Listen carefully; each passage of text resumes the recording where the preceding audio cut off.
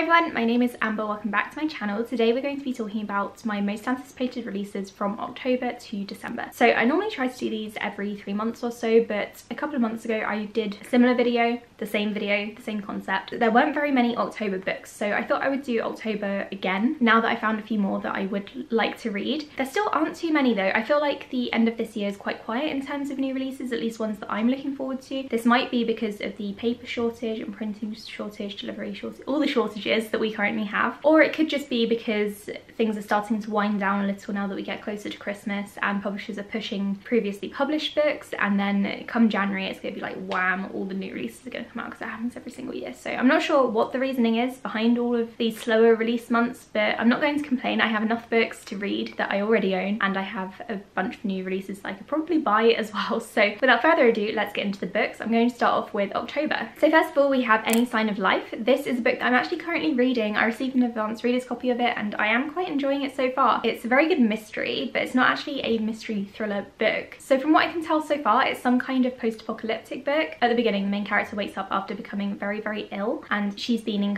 kind of a coma, or she's been very feverish and so hasn't been awake. She wakes up to find her whole family dead, along with all her neighbours. So it seems as though there's some sort of apocalyptic event happening, and I'm not very far through at the moment. I think I'm about 20%, and I still don't know what happens, why everyone is dead and why they're not supposed to bury the bodies. I'm really enjoying it so far. It's very mysterious and intriguing, and I really like Rae Carson's writing. I've read a couple of books by her before and I enjoyed those, so I'm looking forward to continuing with this one this evening. Next we have Daughters of a Dead Empire. This one is historical fiction. It's set in Russia, and I'm not sure whether it's kind of an Anastasia retelling, because the main character is called Russia.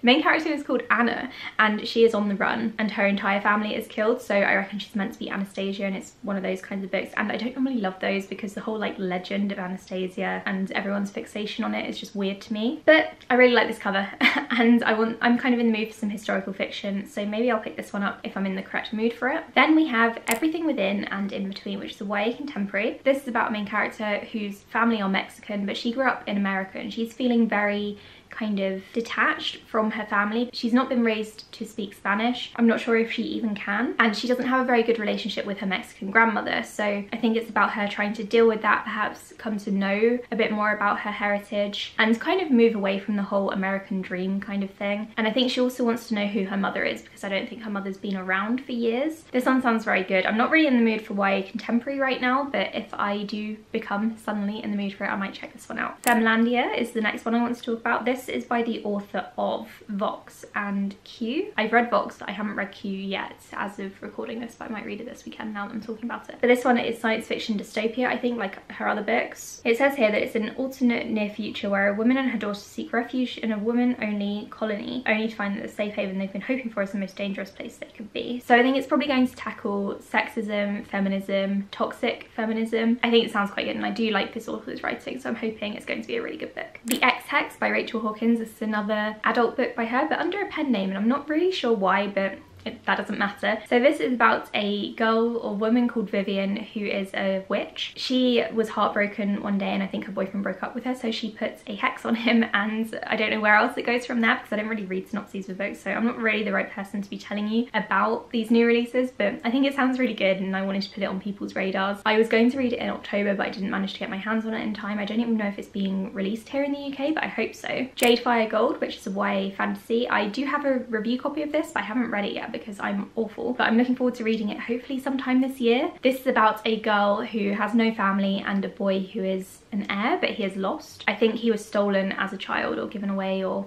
you know, thrown away, and he wants to get back on the throne. I imagine the girl tries to help him. I think we're into November now, and first we have The Silent Woods, which is a thriller book. Maybe we've been in November for a while, I just haven't really noticed. So this is about a man and his daughter who have been living in the woods in complete isolation. There's no electricity or internet or anything. His daughter is trying to figure out why they live this way, and I think things are probably going to come to light. He's probably done something dodgy by the sounds of it. Maybe he's kidnapped her away, I don't know, but it sounds quite good. I really like these sort of isolation thrillers. The ones that are set in the wilderness and the main characters have to survive or figure out why they're in the wilderness in the first place. So I'm looking forward to reading this one. We're back in October, so I don't think we were actually in November properly just yet. But this one is called The Keeper of Night. So the main character of this one is a reaper.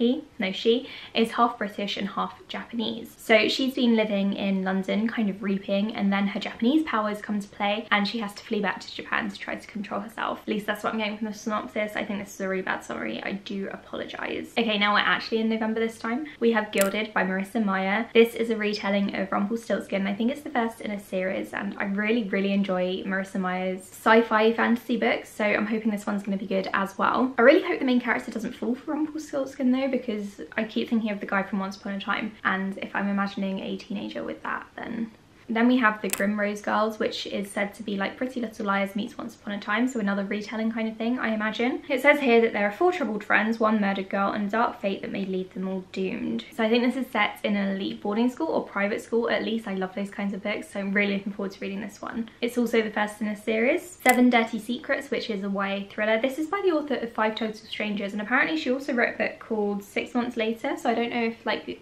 she's following a theme here with her titles, but I like it. So all I know about this one, because I don't read the synopsis for thrillers, is that it's about a girl who gets invited to do a scavenger hunt, and then it's probably going to turn deadly or bad, or something horrific is going to happen because it's a thriller. Roxy by Neil and Jared Schusterman. So it says here that in the main character's neighborhood there's going to be a new freeway built, and it's going to cut the neighborhood in 2. It's called Roxy because I think it tackles the drug crisis, and I would be very interested to see how these 2 authors handle it. Jared Schusterman is Neil Schusterman's son, and this will be the 2nd book they've written together. I really liked The Dry, actually, or is it just called Dry? Either one. I enjoyed that one by them, so I'm going to check this one out. Killer Content, which says it's like Knives Out meets One of Us is Lying. Both things I really enjoy, so that's good. So this is about a group of TikTokers. I didn't realise that was a word for people on TikTok, but let's go with it. Who are famous, and they are staying in a beachfront mansion in Malibu, and then I think people start dying, which is always fun. So this is some kind of YA thriller. Love the sound of it. Can't wait to check this one out, especially because I really enjoy thrillers or books in general about famous people, particularly actors and YouTubers or the like. Not really a massive fan of musicians or sports stars, but this one is about TikTokers, so I think it sounds really good. Termination Shock. This is by Neil Stevenson, who I haven't actually read a book by before, but I'm very open to it. I've heard his books are very good. This one is a techno thriller about climate change. Apparently in this book, one man has what he says is the cure or a fix for global warming, and at 900 pages I feel like this book isn't going to be as simple as that sounds, so I'm looking forward to reading this one. Like I keep saying in all of my videos, I'm very passionate about environmentalism and tackling global warming, so I definitely think this is one that I want to buy as soon as possible, maybe for my birthday. Now we're on to December. There aren't too many books coming out in December, so this shouldn't take too long. We have A History of Wild Places. This is about 3 people who live in a commune, and they have to investigate the death of 2 outsiders. I don't really know why,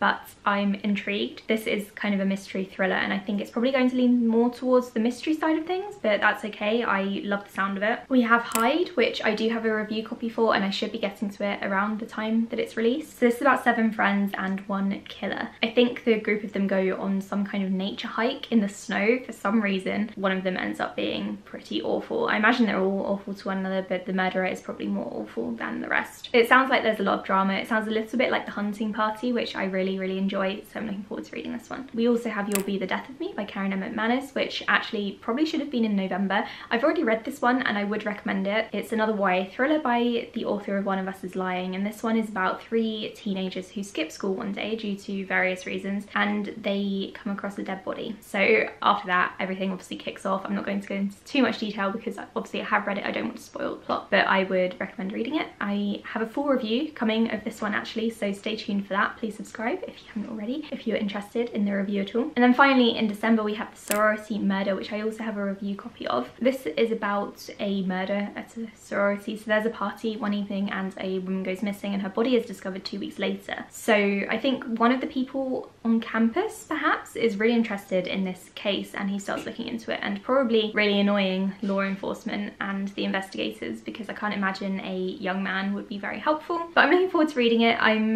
really in the mood for some thrillers at the moment. I'm not going to read too much of the synopsis of this one just in case I accidentally spoil anything. So those are my most anticipated new releases for the rest of the year. I know there aren't too many. Normally I have way more than this, but like I said, it's a very quiet period and I should probably be focusing on my own TBR, to be honest, instead of buying new books. So it might be for the best that there aren't many coming out. Let me know which books you're most looking forward to in the comments below. Please like and subscribe if you enjoyed this video, and I'll speak to you all in the next one. Bye!